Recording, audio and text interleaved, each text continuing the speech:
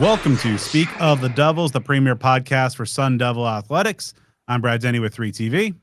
And I'm Joe Healy with devilsdigest.com. Joe, we've been waiting for this episode for quite a while, several years, in fact. We get to preview ASU baseball in a postseason game.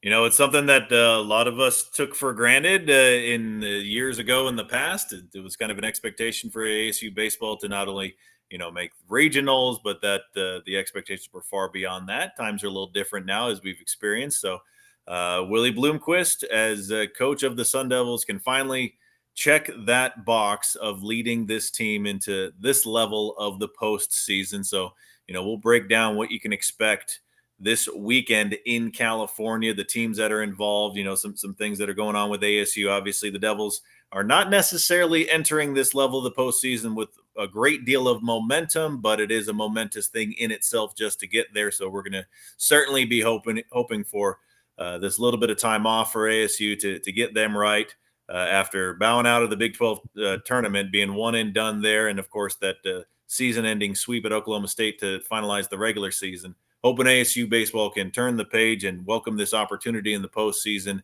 with some style. Yeah, maybe it's shades of that scene from Major League where they're down and out and everybody's counting them out and just only one thing left to do, win the whole effing thing. We'll see. We'll break it down. We'll be joined by Jack Loder, making appearance number 9 on the show, coming back to give his insight into what to expect with the Devils this weekend as I head to the Los Angeles Regional that we'll preview. We'll also be talking to a couple of new ASU commitments as well on the football side of things. And since we last were on the air, ASU was able to pick up a commitment from a 3-star linebacker, Mason Marden, 6'3", 225. That's a heck of a frame for a linebacker at the next level. And this might be something, we've seen Texas to Tempe for a while.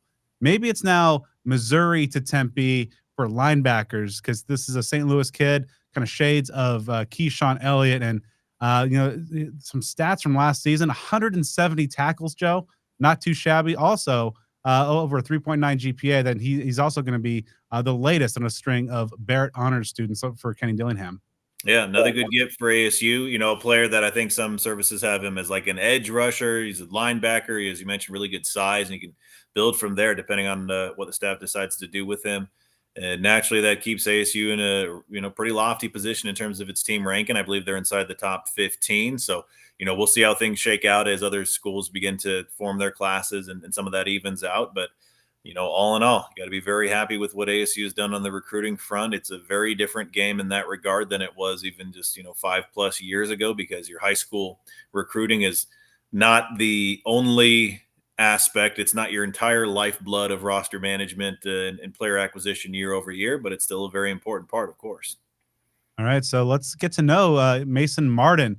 Good conversation with the young linebacker here, and a lot of good things to say about why he chose ASU and what he's going to be bringing to the football field. All right, let's start off with the big question. Why was Arizona State the right place for you? Great question. I mean, throughout the time I've learned to get to know them since January, just the love they've showed me and my family definitely stuck out more than any other school. It wasn't just, the text messages and the notes. They'd call my family weekly with phone calls, not just to me, to my parents, get to know me as a person. And they took the football aspect out of it. They really just showed that, they're trying to make me a better person off the field and not just only on the field. So that really stuck out to me. I really bonded well with the players there on the official visit. So it just truly felt like a click to me. And being around Dillingham and the rest of the staff, that's just how I felt, and I loved it. So during your visits here in Tempe, you mentioned the relationship building, whether it is over distance, but once you got to see these people in person, got to see the facilities up close, what were some of the things that really kind of joined the family aspect in solidifying your decision? Yeah, I'd say the biggest thing was when we got to be on the official visit, when they let us just be with the players for a couple hours at night. I definitely got to bond with some of the players. I'd say Crook really stood out to me, and Martell.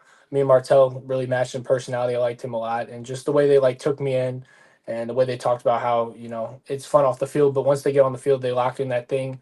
It just really bonded with me, and I loved it. So, Kenny Dillingham, still one of the youngest coaches in the entire country, but obviously pretty accomplished in his young career. He likes to say that the players have more fun while working harder than anybody in the country. What were your impressions of your future head coach? I was really surprised when I first got to meet him. He's definitely a lot different than a lot of the other coaches, and that's what I really like, because there's a lot of schools where they do a great job, but it's more of a 4th-and-1 feel. And I feel like, for a lot of younger athletes, especially like the early enrollees, you still got to find a way to like touch their heart and, learn with them and bond with them off the field, because, there's like the mental aspect of it. So I like how the fact is, like, off the field, you get to really bond with your guys. You're meeting new people, doing stuff, with the community. But then on the field, it's like you're ready to go. You flip a switch, and it makes you just feel like not just drained for football, but you still have time to go and like have fun outside of football. So that's what I really like. Your future position coach, AJ Cooper, pretty accomplished in his own right and developing a pretty formidable group of backers during his time in Tempe. What jumps out to you most, and what excites you most about playing for Coach Cooper in the future? The things that excite me the most is just the way he coaches. He really just breaks it down with you. Like, compared to other coaches that I've done film with, he not only just broke down the good things I did, but he also brought up all the bad things and showed me, like, play by play, what I can continue to improve on at this next level, how he's going to develop me. He started, like, always start with the feet. And like, I just like how it's all a developmental aspect, and it's not just like a plug and play where it's like you come in with talent and you immediately get on the field or the playbook. Like, he really goes in depth about making you refined player in every aspect of the game. And, he does it in a really good way. Like, he'll be hard on you, but he'll still treat you like one of his own. And so you really feel like you're not only loved, but you're still getting coached the way you should be. You used the phrase "flip a switch" earlier in the conversation, and I recently had Coach Cooper on the show. He used that same phrase when talking about kind of the mantra of the werewolves. Off the field, humble, good young men. On the field, vicious guys that are attacking the ball carrier. There, in your experience and your game and your skill set, both on and off the field, how do you feel that you fit that werewolf moniker? Yeah, I really feel like, off the field, I try to be like a really nice person, respect everyone in every aspect. When I'm on the field, I'm trying to go, I'm trying to hit, bring mentality. You got to bring that, like, especially as a leader at the high school level, you got to bring that. You got to get all of your teammates up and stuff. And like, when you're in between those two lines, it's like, it's ball, it's hitting. So, I really like when I got to be around the guys and saw them in the team room, just bonding together, laughing around. But the minute they put the helmets on, like, they're chattering, they're going back and forth, communicating, and they're just hitting. And I just saw that first time. I was like, I love it here. I love the mentality they have and the way they're all close knit together, and they're not in their own like separate lanes. They're all in a group and they want the same goal. So obviously Texas has become such a huge part of the movement here in Tempe, but a little bit maybe coming out of Missouri a little bit, especially at that linebacker position. Keyshawn Elliott, of course, maybe getting things started. You're following there as well, and there's a lot of talk about what a Texas player brings to the field. What are some of the characteristics of a Missouri football player? I mean, what they say, the show me state, it's definitely like a place where you're always known to show out from the youngest level. Whatever you're doing on the field, whether it's in warmups, you're always trying to show out in some sort of way and make the biggest plays possible, put that out there. And I really feel like, being around Keyshawn as a player, he bonded with me really well and told me how he fit in, just bringing his like mentality to the group, and being around him, I really enjoyed him. I feel like he's a teacher, even though once I get there, he'll probably be graduated at that point, hopefully going to the NFL. But, just talking with him over these past couple of weeks, he's really been filling me in on the things, not only school wise, but also on the field, the things that are like going to be a little rough when I get there, being like a early enrolled, but he's really helped me learn that process well. So highly productive last season. I believe over 170 tackles a little bit. So, for any ASU fans that might not have caught your film as of yet or seen in action, give our viewers and listeners a scouting report on, what you bring to the football field. The biggest aspects of my game, I not only try to bring that dog mentality, but especially at the linebacker position, you have to, it's like the quarterback of the defense. You need to like really go in depth about the game. You need to know it, soaking in all the details. Like, I'll sit with my trainer for hours just breaking down the offensive schemes and stuff, what I'm going to go play against. Because then when I have that mic in my helmet, like on the field going into that college level, and in high school, you got to be able to be a loud communicator. You got to be aggressive. And, I've been also working on my speed and strength. So just being able to like have that instinctual movement and go get to the ball really helps me a lot. And also just like being able to like call out everything for the guys. The more you learn about the game, it just helps you a lot to be able to get to the ball faster and just be the most aggressive player you can be. Putting up nearly 200 tackles in a season. That's a ridiculous total. So obviously contact is no stranger to you. What's your favorite part of laying a hit on a ball carrier? Oh, definitely the part when they hit the ground, they don't get back up fast. It's always good to see that. And you put shock in the other team and you get back up and like you just stare them down. Like and it shows that's what you're going to do every single play from there on. You just continue doing that. And you want to, and like the way I look at it is I make them want to quit the game. I just continue putting that on them throughout the entire game. But then, the minute I'm off the field, I'm back to the person I am. But through those lines, that's exactly how I'm going to be throughout the entire game, giving the highest effort I can. Do you have a hit that is like your favorite of all the big time hits you delivered? One hit that just kind of, is number one on your personal list? I definitely say my favorite hit is whenever a running back goes out for that little screen, they're looking away from you. When you just get a free shot at him to just go drill him the minute he catches the ball, that's my favorite hit. They don't even see it coming and you just absolutely just crack him. But I just love any way of contact it is, whether that's with the lineman getting their hands off or like some sort of hit. I love the game. I love that.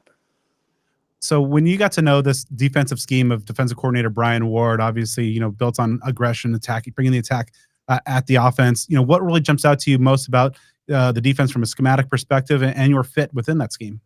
What really stood out to me is how they play their Mike linebacker. Compared to other teams, they play a more of a true Mike linebacker that stays in the box more. And the way they do it here is you need to be much more of an athletic player, be able to like talk fast, but also play in coverage and stuff. And the way that really sticks out to my skill set is I'm someone who I enjoy using my athleticism. And the way they see me fitting in is as that Mike backer, being able to not only be the person with the mic in their helmet, but be able to play just as athletic as like a nickel per se. Not just being your average like fill in the box linebacker. You have to be like athletic. You got to be fast. You got to be able to play in space. And the way they not only they don't just play them in space, they blitz their linebackers. You got to be able to fit the box. So I feel like it gives you the complete linebacker look. And you're not just excelling off or on the field, but off the field as well. I believe you have aspirations to join the Barrett Honors College. What are some of the things that you find that work best in terms of balancing athletics and academics? And what are some of the things that you want to study once you get to the honor school? I definitely want to go into finance. That's like where my family background's from. They're all big business and real estate. And the things I really try to do off the field, I try to strive really helping out. I'm currently in National Honor Society, so doing any like service work I can do is always helpful. But in terms of like keeping the grades up, it's always just I have a little calendar on my phone, so I know once I get out of practice, got to go study for a couple hours, and then make a protein shake, make my dinner, go to bed at a good time, because sleep is the most important thing that a lot of people don't realize. And I've tried to really put that in my game, and also like schoolwork, because you might like be able to stay up late and study, but the best way to do it is like after 9 o'clock, you put everything down and start to like relax, stretch, all that stuff. Because then the next day I can be ready to go if I have a big test. Even if I only study for 30 minutes, it's all fresh in my brain and I'm ready to go for the next day. So when you look ahead to your final prep season, what are some of the goals you have for yourself to have success with you and your team, and also, to prepare yourself for that jump up to the next level? Yeah, well, I definitely want to break my own school record of 170 tackles. I'm trying to get 200 plus this year, get up to 10 sacks, hopefully get a couple interceptions. But the biggest things I really just want to strive to work on is definitely block destruction, because, at the high school level, it's easier to just maneuver around guys. But when you get to that next level, there's like all the linemen are big. You can't just like finesse your way out of things. You got to be able to use technique on blocks and stuff. So I'm just going to continue to work on my block destruction. Coach Cooper and Coach Silver have been sending me all the things I just need to continue to work on and focus on. And I'm doing those drills every day, with like bag drills where I'm fitting my hands and stuff, and how to like shock and shed as fast as possible to get separation. So when you look ahead to, next fall, when you're in the maroon and gold, you're running through Tillman Tunnel past the Pat Tillman statue for your debut as a Sun Devil. What are some of the things that really kind of excite you most about that maroon and gold future? The true things that excite me the most is I just really want to be able to get out there and show what I've been working on over the past 4 years, just be out there with the other guys, be out there with Martell.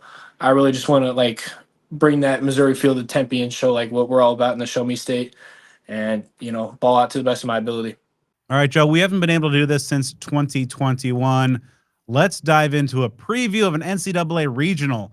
Sun Devils making the postseason for the first time under Willie Bloomquist. There was some stressful moments on Selection Monday based on ASU's 4-game losing skid to end the regular season and their early bow out of the Big 12 tournament. Nevertheless, that's all in the past. ASU is playing regional baseball again. Yeah, it was like kind of a nail biter as it unfolded. I believe ASU was among those last 4 teams in. Now then, it didn't feel quite that tense leading up to it, or there was, high confidence throughout the weekend, even as things unfolded elsewhere across the nation, that ASU would, very likely get into the tournament. Certainly they did that.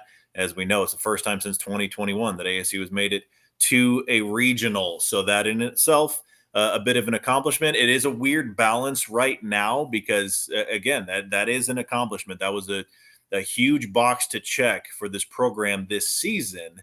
However, of course, ASU is on its longest losing streak of the season here at 4 games, if I'm not mistaken. And so, you're entering it with a little bit of lack of momentum, but hoping that accomplishment in itself can just be what rejuvenates this team this year, as they're entering what could potentially be their final few games of the year. Now, obviously, ASU, will have had nearly 2 weeks off, after that, more like a week and a half off after that, first round exit from the Big 12 tournament. So hoping that can, help things as well. So just to kind of give you a broad overview of this regional and a few things, to keep in mind and some notes about it. So of course, ASU will be traveling to Los Angeles. The top seed in that regional is going to be number 15 seed UCLA, along with UC Irvine and Fresno State. So, several programs that ASU is very familiar with historically. Obviously UCLA from, of course, the many years in the Pac-10 and Pac-12. There's some history there baseball-wise with Fresno State. If you remember that super regional, I believe, what was that, 2008, if I'm not mistaken, and the whole staged fight thing and all that happened against that team. So again, there's some history between all these squads. So to give you a quick snapshot of the other teams that are involved, UCLA finished 42-16. They lost in the finals of the Big Ten baseball tournament to Nebraska. They enter this with an RPI of 15. UC Irvine, similar record, 41-15. They lost to Cal Poly in the finals of the Big West tournament.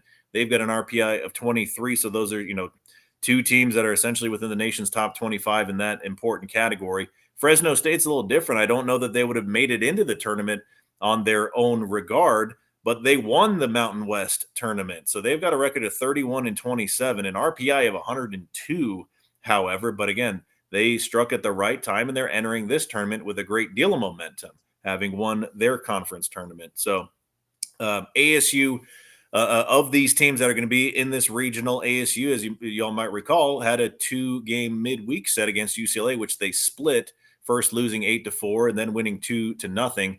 Now, that was in late February, so that was within the first few weeks of the season. So obviously, a lot has gone on since then.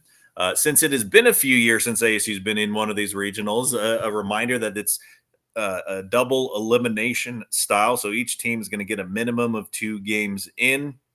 The play starts this Friday, and it will go at least until Sunday night, possibly into Monday. So ASU will have their first game in what will be the second overall game of the regional. They get things started at 6 p.m. Arizona time this Friday against UC Irvine. If they win that, they'll play at 6 p.m. on Saturday the 31st against Friday's winner between UCLA and Fresno State. If ASU loses that opening game, then they'll play the loser of that other matchup in the losers bracket noon on Saturday. So again, guaranteed 2 games here. It's a unique regional because, as far as like the top end of it, ASU could have been seeded a lot worse as far as having to play in a regional of a team that is in a, greater echelon than UCLA. UCLA, obviously a very good team. They're hosting a regional, but as the number 15 seed, there are 16 locations. So ASU has, gotten the second quote unquote easiest, I guess you could say. So that's, a mini win in itself, but each team has some strengths here in this regional. So it should be, pretty interesting to see, just to kind of give you some lasts. Cause again, we talk about this a lot. The last time ASU went to a regional was 2021. Of course, the last time they made it just to the regional final, we're not talking about a super regional College World Series, but just to the final round of a regional was 2016. Last time ASU made it to a super regional is 2011. Last time they made it to the College World Series is 2010. So before we go into some things as far as like the different scenarios on what I think would constitute a successful versus unsuccessful outcome, It's really tough to give too many predictions or expectations because, even at this point in the season, it's still really tough to know exactly what you've got in this Sun Devil club because we've seen games where ASU can go score 10 runs in an inning or that sort of thing, or 15, 20 runs in a game, or you can see the offense get shut out. You can see the starting pitching just mow people down, especially with the likes of Jacobs and Martinez, or you can see them be susceptible to some things. We've seen the bullpen hold its own enough to allow ASU's offense to do its thing and keep leads at a distance, or we've seen the bullpen come in and in short order eliminate a pretty sizable margin, an edge that ASU has in a game. So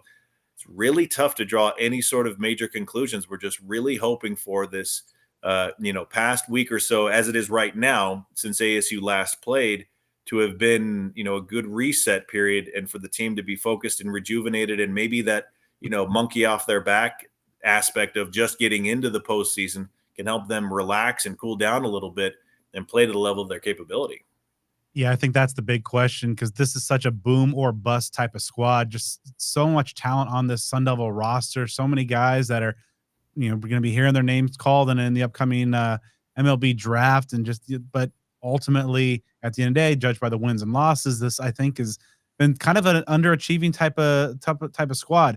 However, they're in the postseason. They have a clean slate, fresh opportunity to get after things. And as you mentioned, I think one of the things that is getting some traction is a pretty favorable draw, all things considered, in terms of where ASU landed up in this regional matchup. And obviously some tough squads ahead, but given what we've seen ASU be capable of throughout the course of this season, certainly not out of the realm of possibility for them to take good use of this time off from that and shake off the disappointments and get back to playing that explosive brand of Sun Devil baseball that we've seen. Yeah, it's going to be huge for them to have a positive effort there in game one on Friday to end that losing skid and just get on the right track and not, start with one, foot in the ground in the losers bracket. I know that's probably sounds like a very basic thing. It's like, yeah, it's double elimination. It's the postseason. It's regional. You want to win every game. Winning the first game is very, very important, of course. But I think that there's just an added aspect to that with the team just being at a bit of a lack of a momentum and being able to go out there. If they can win that first game, then that could be, again, really set them up for something positive here. So, for me, it's huge in this regional because there are a lot of, obviously the various outcomes will leave a variety of different marks on this season for this program and how things carry into the off season. And for me, I think they're like different tiers, and depending on where they land, it can be one of a different, outcomes in terms of just how this program is viewed moving forward toward the 2026 season. If ASU goes the old proverbial 2 and barbecue, to me, I would look at that in itself as a pretty significant disappointment. And it would be tough to call the season as a whole a success with the exception of the postseason appearance. That would kind of be like an asterisk because that would obviously mean ASU wouldn't have won a game in the regional. It would mean that ASU ends the season on a 6-game losing streak, which would tie the longest losing streak ASU's had under Willie Bloomquist. So that would be, not a great way to segue into 2026. Now then, if ASU wins just one game, which would essentially put them in the third place position in the regional, that would be kind of a status quo thing to me because that would mean ASU is essentially playing to its seed. They're the 3 seed in this. They finished essentially third. That would be not overwhelmingly impressive, not heartbreakingly disappointing, just kind of like a status quo thing. For me, the breaking point is and some may disagree, some may have loftier expectations. I think that if ASU just gets to the regional final, maybe presumably against UCLA, even if they don't win that, I think that makes this season a success. Maybe not an overwhelming out of the park success. There'll still be some what ifs and some questions, but I think most logical, rational folks would say if you get to that point after having been away from the postseason for 4 years, and again, they haven't been to a regional final in nearly a decade. I know a lot of folks harp on the Supers and the College World Series appearances that have been about 15 years for either, rightfully so. But again, let's keep in mind, ASU hasn't even made it to a super regional final in nearly 10 years, since 2016. So if you get there, that's a good thing. obviously, if ASU wins this regional and goes on to a super regional, that no matter what happens from there this season is unquestionably, a high level success. There are no exceptions to that in my view. So that again, there are different ways depending on whether they win, finish second, third, or fourth in this regional. Each one to me has attached to it a different way that you look back on this season as you move forward. It's kind of interesting, hearing those the last time ASU did that.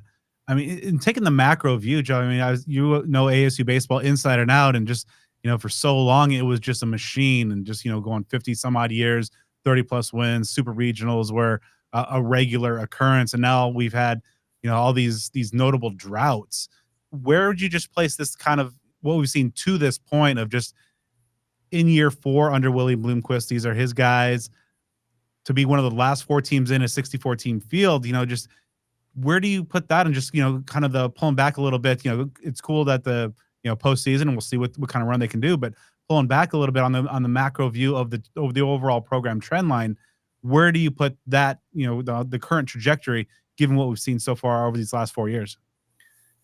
It's tough because, obviously this season is an improvement.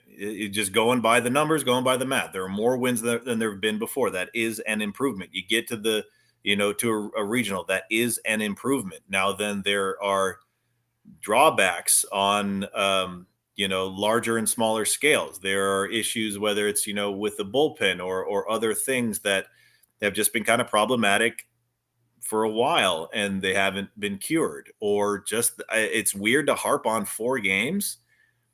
But I mean, the difference between if ASU would have won that Oklahoma State series, say they don't even sweep it, but say they win, and say they win a game or 2 in the Big 12 tournament, say that, they don't win the whole thing. I'm not saying they go on some crazy streak. I mean, that really changes the outlook. So that small chunk of time, that, week or so, that had an impact. Now you also have to factor in the fact that there's a high likelihood that ASU is going to be largely gutted in terms of its roster when the MLB draft comes around, or just seniors in general, like Jacob Tobias and others that just don't have eligibility. Between seniors and draft eligible players that are, very likely to get drafted. And it's pretty rare, even if guys get drafted in the lower rounds, especially now that the draft is not nearly what it used to be. Not a lot of guys come back. So when you put that all together in a pot, it's really difficult to say, okay, this is a building block, and now, next season, because you have these pieces in place, you can expect this. That's why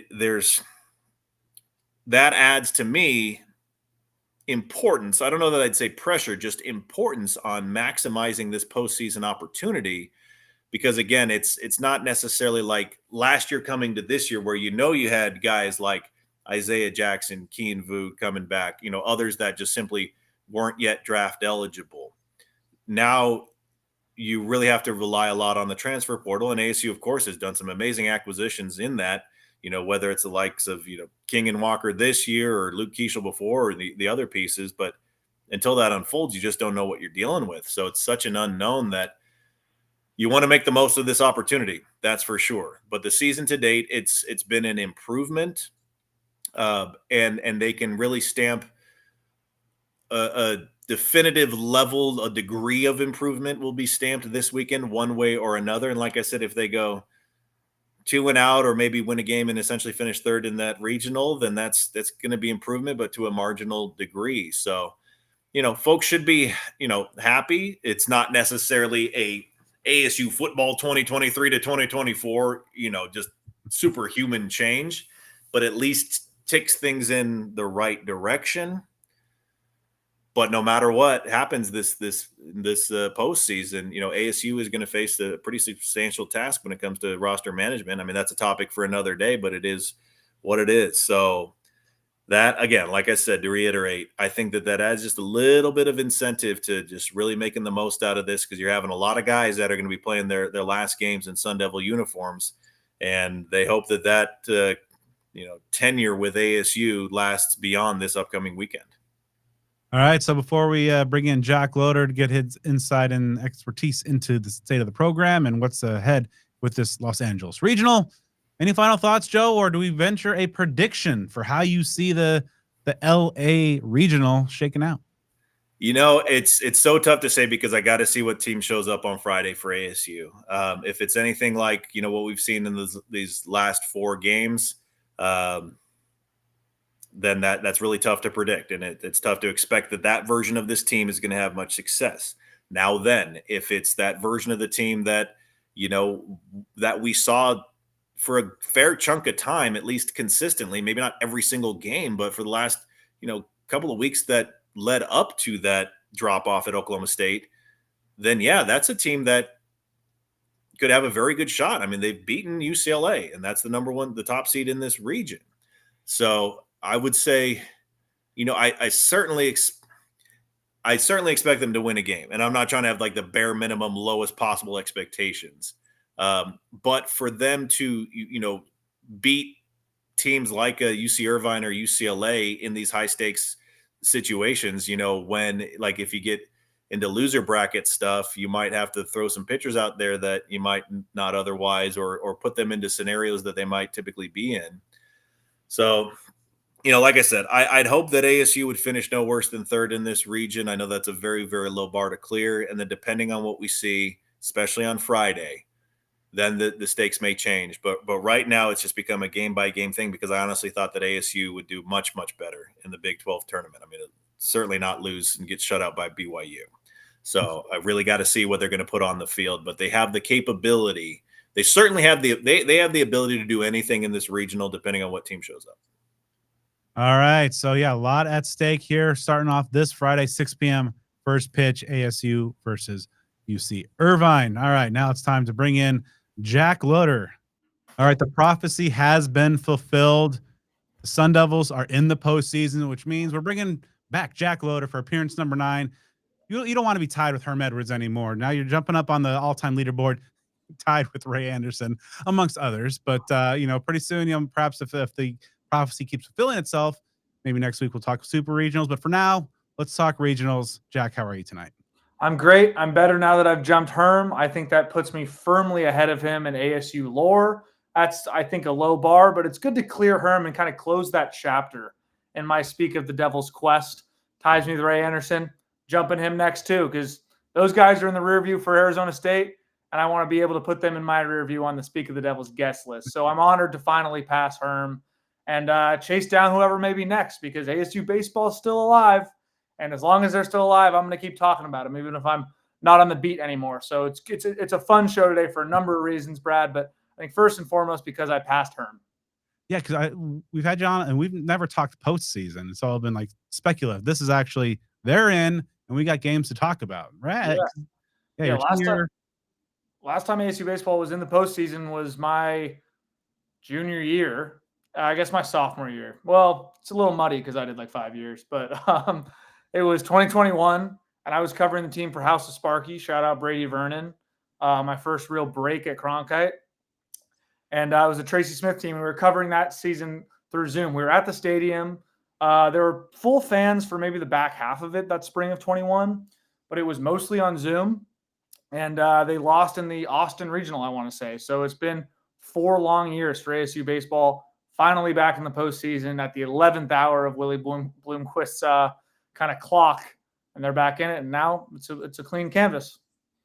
All right, so let's talk about this regional. Overall, of course, we had a bit of a face plant at the end of the season, but were you surprised that they made the regional, kind of given the 4-game losing streak, the way that they were shut out in the conference tournament, and ultimately, as we found out, were among the last 4 in, and does that kind of meet your expectations heading into Selection Monday?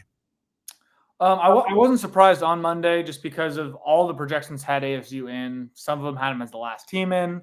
Some of them had them in the last few in, but it was pretty much unanimously the last 4 in on all these mock-ups. After heading into conference tournaments week, even after ASU got eliminated, heading into the weekend, really, it was most people had ASU in, but even outside of that last 4 in, like they were safely in. A few stolen bids later, just about as many as ASU could have afforded, and they get in. So I wasn't surprised to see their name. I got a little anxious just because it was more than half of the bracket revealed. Of course, the ASU fans had to wait until about the 60% mark of that bracket reveal. But I went from being I was a little bit gloom and doom when they lost to BYU in the first round because I just thought they were closer to the bubble than they probably were, and it was a bit of a weak bubble year. I think I mentioned that last week, Brad. There was not a ton of really good teams on the bubble. I think really UConn is the only school, maybe Xavier as well, who had a real case for a snub this year. But if you put UConn and Xavier's resume next to ASU, it's not close. So I wasn't super surprised, but I was very relieved. So happy for Willie Bloomquist and so happy for those players, especially the guys who have been around for a few years that I was able to cover, you know, Jacob Tobias, the Kean Vus of the world, Isaiah Jackson. Couldn't be more stoked for them. All right, so let's before we dive into the regional, maybe take a step back and put this into your perspective. So year 4 of Willie Bloomquist, of course, you know, it was outside of the postseason, looking in the last 3 years. So on the signs of progress spectrum, where does being one of the last 4 in a 64-team field in year 4 kind of put the Sun Devils right now?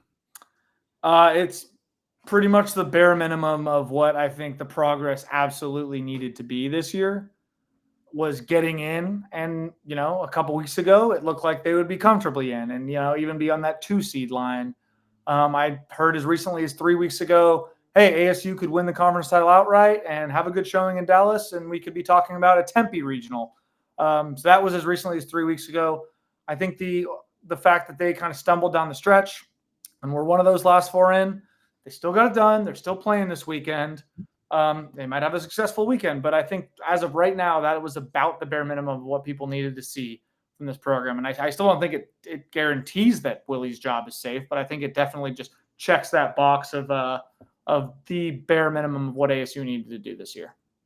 Why is it that it seems like every year these Willie Bloomquist teams seem to have some faceplant type of moments in some key situations, whether it's kind of maybe a mid-series or, you know, in some cases that's been near the end, crunch time, and then ultimately cost them, but, you know, it didn't cost them a postseason bid now, but it certainly, you know, as you mentioned just a moment ago, it potentially could have cost them some seeds. Yeah, I don't know why. I'm sure Willie Bloomquist and his staff over the years have been looking into why, and I think there's definitely a lot of self-reflection there. But yeah, it's been an issue. It's been an issue, especially when this team has big stakes. I talked about it with you last week. 2023 always comes to mind because that was the last season I was really on the beat. They turned the calendar from April to May where they were ranked. They had a really strong case to host, and May was a disaster, and they missed the tournament. So it's definitely a character of the team issue. And I know this team, I'm not saying this team doesn't have high character. I know they have a lot of great kids, but you got to be tougher in these moments. And I think they have to learn to play under the bright lights. And that's if Willie continues as this head coach. I think it's something he'll look to improve upon just with the type of guys he recruits and the type of guys they bring in the portal. Guys who really want the moment. I think there are some of those guys on the team, but I'm sure, as is the case with a lot of teams, you look at the cross-section of the locker room, there's guys who aren't. And I think that's won out way too much for ASU in these big moments. And the big lights are back on. They're playing at Jackie Robinson Stadium this weekend. It's a historic matchup. ASU actually isn't even guaranteed to play UCLA, but it's a historic venue for the Sun Devils to play at. And there's going to be no shortage of attention and pressure. So if the Sun Devils are looking to avoid any of that, they got to roll right into it. You know, maybe on a similar note, you know, what do you think? What have you seen in terms of maybe perhaps some of the causes for ASU's 4-game skid? Ultimately, you know, of course, getting shut out on a 7 a.m. early body clock time game to open up the conference tournament. You know, getting as cold as they've been all year. Yeah, it looked like it was kind of just a perfect storm, right? In that Oklahoma State series, there were some bullpen lapses late in the game. I know not Sterling starting pitching, and then in the Big 12 tournament, their lone showing on that one early morning game, the bats were non-existent. I think the approach wasn't great in a really big yard. That kind of didn't cater to what maybe needed to happen in that game offensively. I don't think they tried to play enough small ball or manufacture enough runs, but it's in the rear view now. And I think offensively, the bats are going to be there this weekend. I think we should look at that performance against BYU as a bit of a blip on the radar. UC Irvine's a good pitching team, but I think the meat of this ASU order is going to get their fair share of pitches to hit, and they got to do damage. They have to. So let's talk about the regional. Of course, you know, there's opening up against Irvine. UCLA is the 15th overall seed in the tournament. They're the host, and then Fresno State at the 4. How would you rate the toughness of this particular regional draw? This regional is not very tough compared to a lot of the other ones. ASU actually got a pretty fortunate draw. I think compared to a lot of other 3 seeds in the tournament, this is a really favorable draw. UCLA is a really good team. You don't get to host without being a really damn good team. But they're not, it's not like ASU's going to Auburn or Tallahassee or Fayetteville, Arkansas, or Austin, Texas. Like, they're not playing one of these huge national SEC powers. They're playing UCLA, who they split with a series with in late February. It was a midweek. Obviously, it's not a conference matchup anymore. It was a midweek, but ASU, I think, took the second game of the series after losing the first game like 8-5 or something like that. So it was a close game. ASU could play with them. But again, you only get to play UCLA if you win that first game, because UCLA is probably going to win their first game against Fresno State. But in order to play UCLA, you got to win that first game. And UC Irvine was a really hot club at the beginning of the season. They stacked a ton of wins. They played really well in that Big West. They lost to Cal Poly in the Big West championship game, kind of allowed Cal Poly to get into the tournament, which almost pushed ASU out. It was one of those stolen bids. And UC Irvine is a really solid team. They were getting buzzed to host in around March until they kind of fell off a little bit in April and May. But it's not going to be easy. You're not going to run into any easy opponents. You're not going to run into an easy Friday arm in the NCAA tournament. You're facing everyone's best. You're facing a lineup that's won a whole lot, especially from a non-Power 4 conference team. That team knows how to win. That team has been winning all year. The records of those teams are really damn good, and they won a conference. They're winners. So ASU is fourth or fifth in a conference. They're not as accustomed to winning as many games as UC Irvine is. I think ASU expects to win, but I can guarantee you UC Irvine is going into Friday night looking at what ASU did down the stretch and kind of licking their chops a little bit. Like, this team is vulnerable. So it should be a great matchup, and ASU is not going to have nothing is going to be given to them. So we've seen the Devils, really be clicking and becoming an elite offense and something that can do some damage. Do you think the time off since the early bow out at the Big 12 tournament will help kind of maybe get them back into that mode, or do you think perhaps might have the opposite effect of just kind of letting some of the lasting effects of this 4-game skid kind of linger a little bit? I think it was probably pretty good to get away from it. I don't know exactly what their schedule was the last 4 or 5 days, but I imagine they took a couple days away from the field, or at least in an official capacity. They didn't let this loss ruminate probably, and I think they were kind of just scoreboard watching and hoping for their tournament hopes. And now that they have gotten that, we all saw the video yesterday of them finding out in the locker room. I know it wasn't live streamed. I think there was some PTSD there, but we saw the joy, and I know Jeremy Hawks tweeted out how anxious the team was to get right on the field. So I think a little bit of time off, while they obviously wish they played through the Big 12 tournament, a little bit of time off is not going to be the worst thing for this team. I think they can reset mentally, catch their breath. I think they played these last 4 games really, really tight. And if they can just catch their breath and kind of get back. Remember the game they played before the Oklahoma State series and the Big 12 tournament was that 17-7 win over GCU on a midweek, right? Where they scored 10 runs in the 7th inning, and all of a sudden mercy ruled them.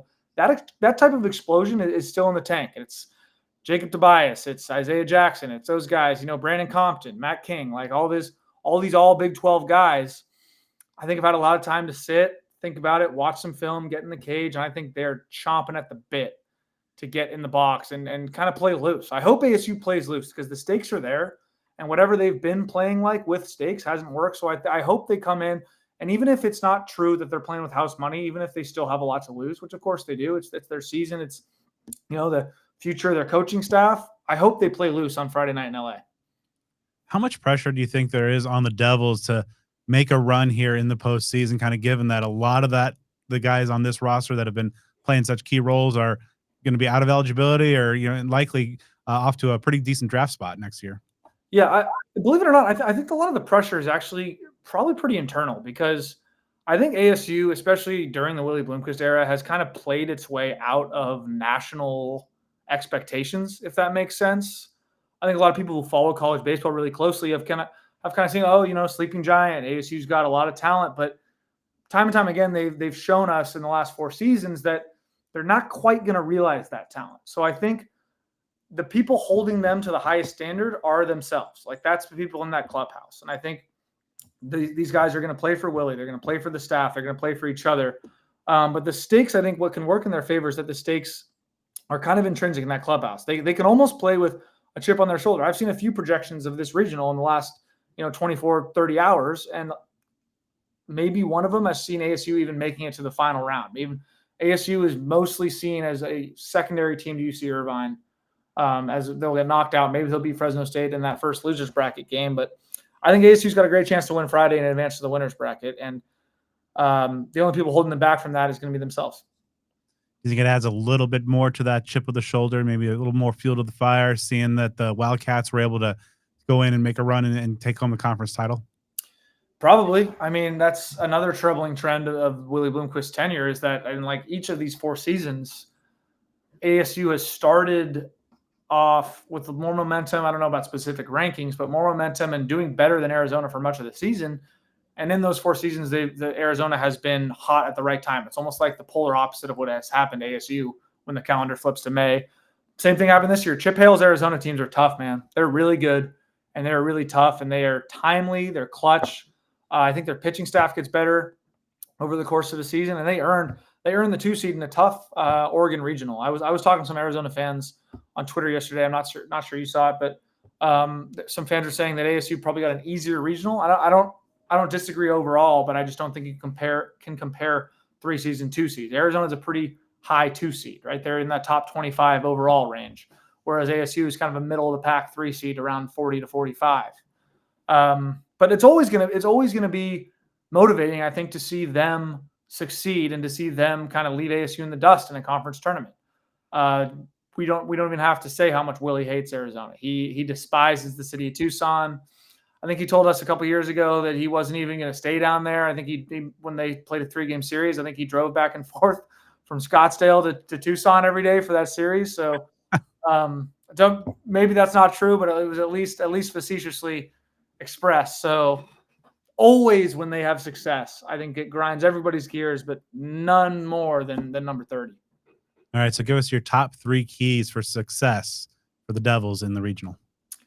Okay. Off the rip, I'm going to say one of those 3 is hit some home runs, right? ASU has gotten a little bit away from the long ball, especially at Oklahoma State, and obviously in the one shutout against BYU. Let's get into some balls. Let's clear the bases. Let's do damage, because you're going to be facing some damn good pitchers who are not going to string together mistakes. It's going to be tough to rally off these guys, especially the Irvine bullpen. And if you get to play UCLA, they obviously are always going to pitch. John Savage UCLA teams are always going to compete in the zone. You're not going to get many mistakes. So if you can make one mistake and do damage with, take one mistake and do damage with that, I want Isaiah Jackson and Jacob Tobias to challenge that short-ish porch in right field at Jackie Robinson Stadium. Give me Brandon Compton at long ball, Isaiah Jackson, all these guys. Let's get into some pitches and put some long balls out there and make UCLA and UC Irvine and maybe even Fresno State kind of fear the heart of this ASU order. Always a key when you're talking about ASU baseball is bullpen. This team can get leads, right? I haven't felt safe with an ASU lead in a number of years. They had a couple years ago that Blake Pivaroff back end of the bullpen that actually was damn good for most of the season and kind of faltered at the end. But if the bullpen can hold, I know Jonah Giblin's been incredible. Cole Carlone's been a really good reliever. If that bullpen can hold a lead in maybe one of these games, that's going to send a jolt of confidence to that whole clubhouse that they can keep doing it and win a regional and, keep playing past this weekend perhaps. So get that done. And then the third key I'm going to say is starting pitching has been a bit of an issue, especially on Fridays. And actually, interesting enough, did you see Willie today talking about how he's not sure who he's going to throw on Friday? Did you see that? Yeah, Martinez, does bring some postseason experience to the table.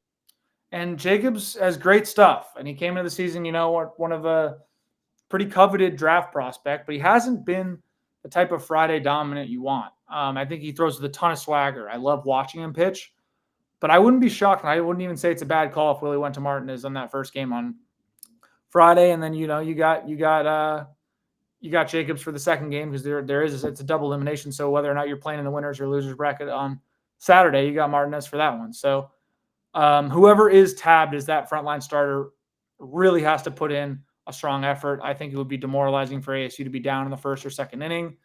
Go out there and shove it. Let that whole stadium, it's going to be a packed house in LA. It's going to be a beautiful afternoon. I actually looked at it, if I could tangent, but I looked at going down there. I looked at a couple flights and I couldn't swing it, but it's going to be beautiful and it's going to be a packed house. So, and they got the night game on Friday. So setting the tone with that starting pitching. Those are my 3. All right. So do you feel at this point that the 2025 season is already a success since that big box finally was checked of get to the postseason? Or if not, what needs to happen over the next or the latter part of this week for it to make a success for 2025? I think kind of reiterating what I said earlier, it checks a box and it is a big sigh of relief.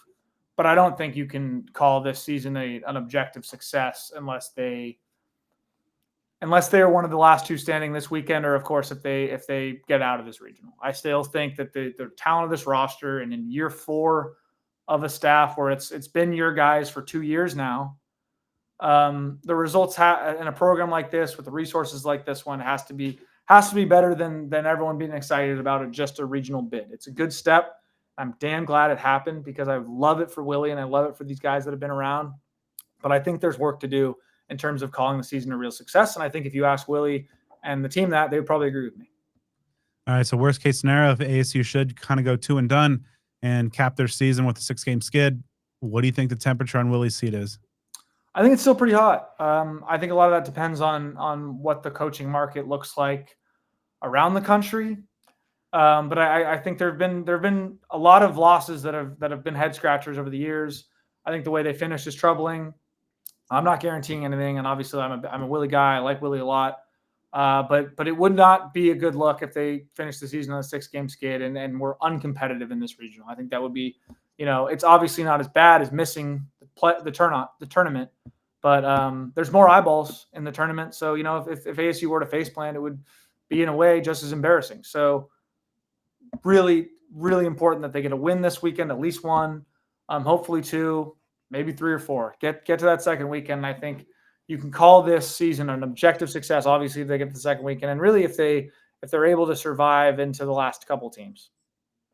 All right. So before we let you go, got to get to the official Jack Loder prediction. How does the LA regional pan out? I think they beat UC Irvine on Friday. I mean, I'm a confident guy, and I don't know that this program has given me enough reason to be this optimistic, but I think they beat UC Irvine on Friday.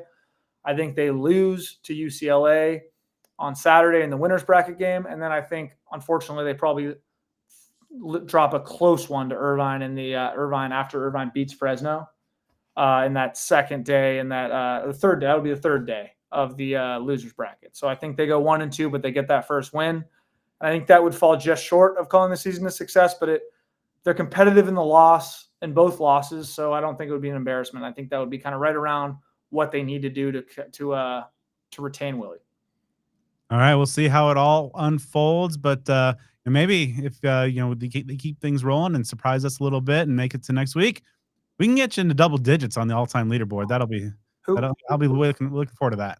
What's my next competition after Ray? I need like a leaderboard update. I'll have to tweet that. I'll have to reference the spreadsheet. Okay, yeah. I mean, once you get double out. digits, then you start to get to like the who's. I know. I'm gonna, as long as I can start to feel like I don't belong, like I'm in rarefied air. That's when I'll be satisfied. One day we'll have you catch Cole Topham. That's that. You know what? I don't even care who's in between me and Cole Topham. That's my next great quest.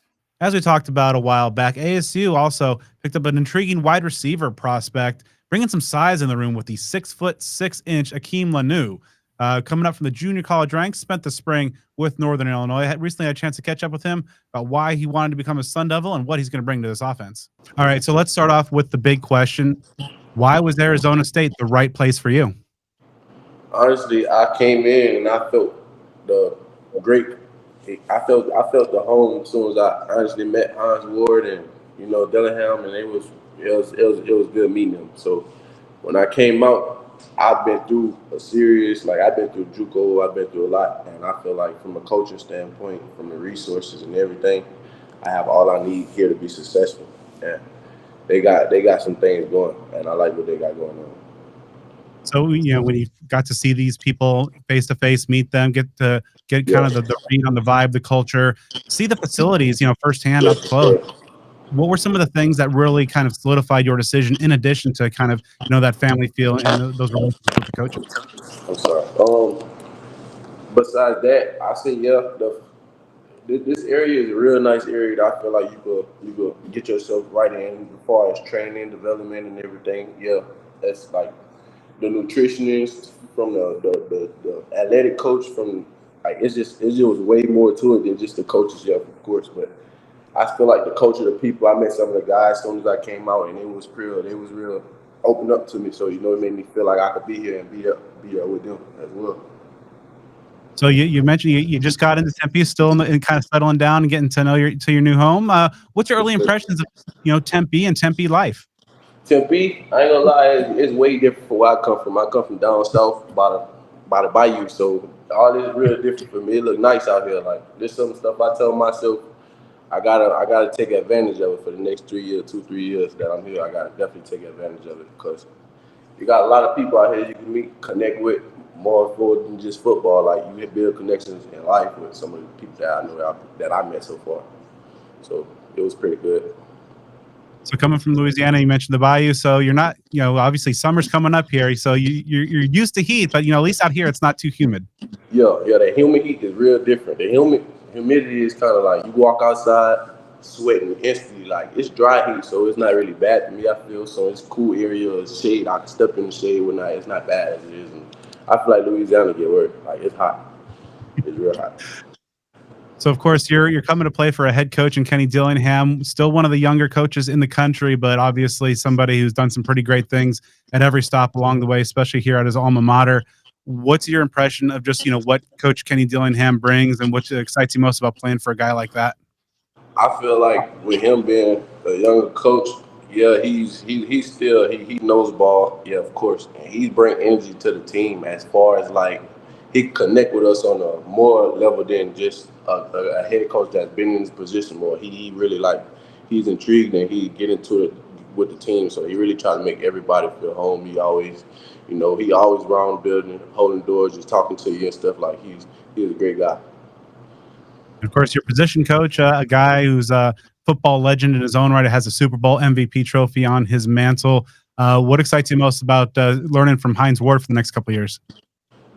What excited me the most when I came down on my visit, he basically just showed me and broke down how he was going to help me develop and get better in my next 2-3 years, So really, he showed me how I could fit in the offense, and I just got to show him and that I'm willing to work. And everything he have, and he showed me from transformations of how he got players better from this year. Like he showed me his work, so it was like something that it really came to me. I made that decision kind of quick because I told myself, I don't feel like they'll get better than that. Like he's a 2-time Pro Bowl, NFL MVP. He won the league. Like it's just a lot to it. And I feel like with him, yes, he got those things, but he also know how to coach the game. Like you could be a good player, but some people don't know how to coach it and really teach it. He broke me down and showed me how he's going to get me better, and that was something I really liked. Now, your football journey took you to the junior college level for a couple of years there, and that's you're going the hard way to major college football. During your time at the junior college level, what were some of the lessons that you took away that you feel have prepared you well for this opportunity at the highest level of the sport? I'm glad you asked me that. Honestly, I went into JUCO, and out of high school, it was kind of messing with me a little bit, but I'm glad I took that route because I went through some things, and basically, like with school, I had to learn the hard way because when I first went in, I had 2 summer classes, and that's kind of like off the track. You got to handle your business off the field to be on the field, and that's something I kind of learned early going into junior college. So if I would have had the opportunity to go to a university and I'd have made that mistake, it would have been worse. So I felt like junior college was a good step for me to develop more and mature more so I could be in the position that I'm in now. So it's like, it was rough. It was real rough. Like, in the middle of nowhere, middle of Kansas, like, it's bad, but it's your will and your why you're doing what you love. So I was just trying to stick to that every day and, do what I could do to get out of my situation, just help my family and, make my situation better. On the field there, you had great success. And of course, a big target there at 6'6", 6'7". For any ASU fans who haven't seen your film, what kind of scouting reports can you give our viewers and listeners about what you bring to this offense? I bring length, I bring opportunity, red zone threat. I know for sure I'm gonna catch the ball well going, anywhere, possession catcher. I can run routes. So I feel like a lot of people be more so like they don't really expect me to be more so explosive in how I am just because I'm tall and everybody think like, oh, this guy, he probably can't move as well. But like I really move actually well from my side. So it was just something that I always it's a blessing. So I just be trying to stick to it and just stay healthy, take care of my body, and that's the main thing. Like I feel like red zone threat. I'm gonna catch the ball up top, go up on anybody. That's just how I feel. Of course, when you look at this Sun Devil offense, pretty explosive group a season ago, and now looking to, for some big things in 2025. When you got to know this offense, of offensive coordinator Marcus Arroyo, what are some of the things that kind of jump out about the scheme overall and how they'd like to use the wide receivers? Yeah, that's another thing. Like, that's one thing Hines Ward basically broke down. Like, he's basically going to teach me and show me the way to master the slant routes and the post and all that. Like, I love the concept offense that we do, like how we move the ball, and we still, like, it's balanced. We throw it and we run it, RPOs, all that stuff. So it's like, it's a real good scheme. I feel like the scheme fit me very well because every route they have in there is a route that I love to run. So, and they get the ball in the air. Of course, you're going to be playing for a quarterback in Sam Levitt, one of the nation's best quarterbacks. Earlier today, found out he's one of the cover athletes on the EA Sports video game as well. Yeah, I talked to him earlier. Yeah, what jumps out to you about your future quarterback? Yeah, we were just talking about how we go work and get things going. I'm getting into this playbook. I've been in it every day since they gave me the opportunity to start writing stuff down upon it. So I've been into it. Like, we're trying to get there. We're trying to go back again. I'm definitely trying to help this team win and continue doing what they was doing. So we had a great conversation about that. When you look ahead to this fall, what are some of the goals that you've set for yourself for your first year in Tempe? First year in Tempe, some of the goals I set for myself, man. So just stay focused, take care of stuff off field development, just more so just go out there and play hard every day. Practice, just so I get the opportunity to go out there and make a name for myself. So I've been through a lot with JUCO. I feel like it's just that time for me now. So I'm really just trying to do what I can to get out there on the field. And ultimately, this fall, and when the stadium is full, fans are loud, you're running out there, pat through Tillman Tunnel in that maroon and gold. What do you think that moment's going to mean to you? I might cry. I might shed a little tear. I was just telling you, it's gonna be crazy playing in front of 50,000 some people. I never did that. I had the experience to really do that. So I feel like that'd be good. And then just going out, making plays, hearing my name being called, that'd be something great. And I always think about it all the time. Every time I go there, I just imagine that and see it. And I just be thankful and thank God he gave me the opportunity to even be here because it's a great opportunity. I want to take advantage of it for sure. And that's going to do it for this episode of Speak of the Devils. I'd like to thank our guests, Jack Loder, Mason Marden, and Akim Lanieux. ASU baseball first pitch, 6 p.m. Friday against UC Irvine. Hopefully they're playing for a lot longer, Joe, and we'll be certainly all over everything that's happening with ASU baseball and so much more. So make sure you're staying with us on social media. Follow the show on Twitter at SOTD Podcast, on Instagram at Speak of the Devils. Follow along on Facebook, subscribe on YouTube. Give me a follow on all things social media at BDenny29.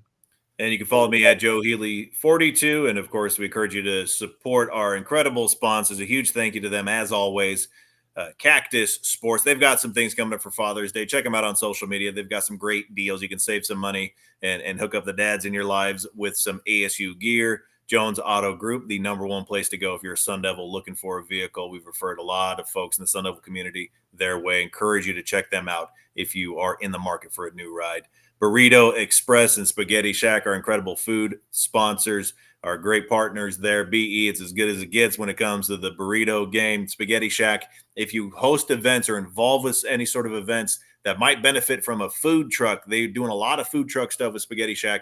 Check them out, social media, or check them out online and get them involved there. As diehard as it gets when it comes to ASU, all things ASU. And, of course, got to shout out devilsdigest.com. You got to be in the huddle if you want to know everything about Sun Devil Athletics. And also a huge thank you to our wonderful friends at Sun Devil Family Charities. Also, a shout out to Home Field Apparel and good things going on with the Good brand. Their amazing ASU collection. About 30 some odd items deep at this point, and best of all, 15% off your first order with offer code SUN24 SUN24 at checkout at homefieldapparel.com. And once you're done supporting our entire lineup of great sponsors, drop us a 5-star review on the podcast platform of your choice. Joe and I will be back hopefully next week as we talk about a super regional when the Sun Devils get hot.